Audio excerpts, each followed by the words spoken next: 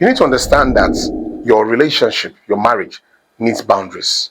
All right? Now, here are just a few boundaries that you need to put in place so that it would survive the test of times.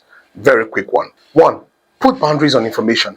Don't share everything with outsiders, irrespective of your relationship with that outsider. If it's your parents, whether it's your parents, whether it's your best friend, your bestie, for you ladies, your bestie, and your guys, then your men, then don't do that. So information are personal and sacred, and they should stay that way. Two, put boundaries in your house. You and your partner should decide who comes in, right?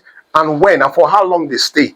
So don't just make it a public house where everybody can just flock in anytime and just flock out, just come, knock on the door. Hey, who is in the house? Just walk inside. Oh, go to the place, collect this one. Just walk around. Oh, go out again. No. Set boundaries in your house. Give your house respect.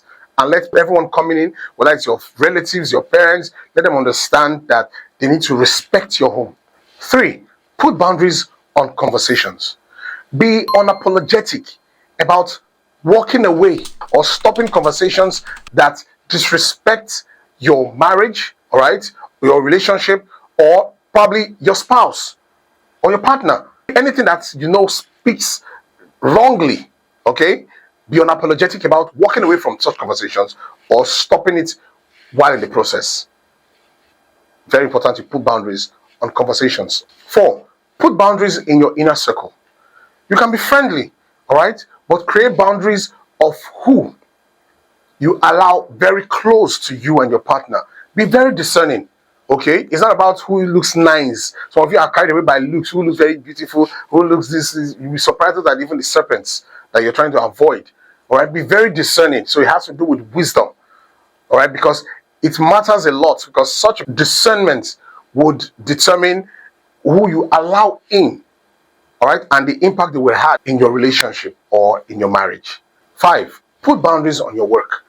It's important you have a work-family balanced relationship. It's good. Go out there, work hard, pursue your career, your purpose in life, provide for your family, both your immediate and extended family, but don't allow it to come in between you and your spouse, you and your partner, and your family, your immediate family. They should be priority. So there should be a balance. So put boundaries on your work, in your marriage. Six, put boundaries on external ideas. There are many information out there in the world being propagated every day. Not all of them are helpful. All right, not all of them are helpful. You know, now especially for those of you who try to depend on information from online, from social media, and the rest of them, especially contents that will come and tell you about the superiority of one gender over the other gender, on how to stand up, or how. It's just information that are damaging.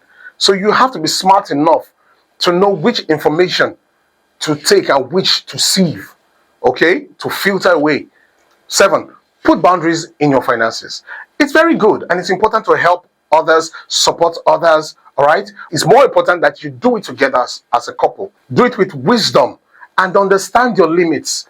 Don't go overboard because you don't want your family to suffer as a result of your going overboard to give impressive giving.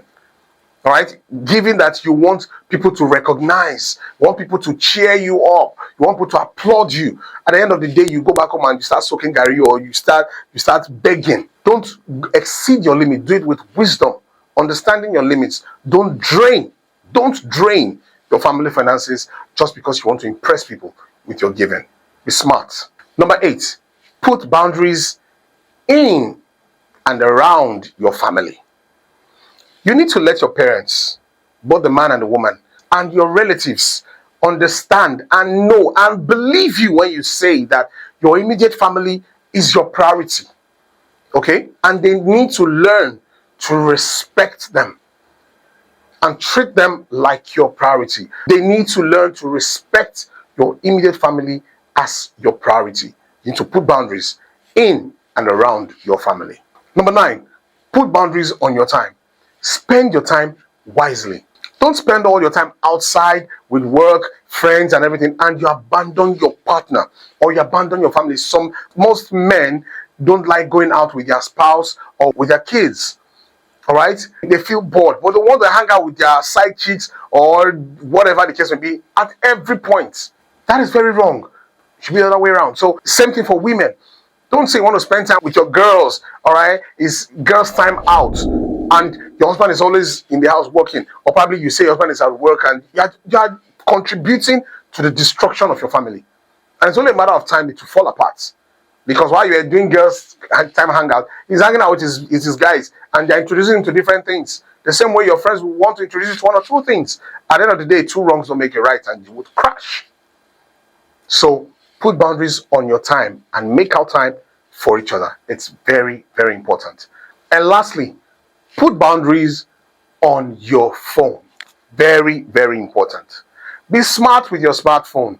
Don't let that smartphone outsmart you out of your marriage, outsmart you out of your relationship, because you're spending more time on the phone, chatting with friends, exploring social media every second. You're on TikTok, you're on Instagram, you're on Facebook, you're on YouTube, you're watching everything, laughing. As a matter of fact, I saw a picture on the relative's status, right? And what was the picture? It showed in the 90s, families sitting on a dining. The picture showed the father, the mother on the opposite direction, the children by the side. They held hands like this, they prayed, and then they started eating and looking at each other, eating and smiling. That was in the 90s. Now, the next picture underneath now showed in the 20th century.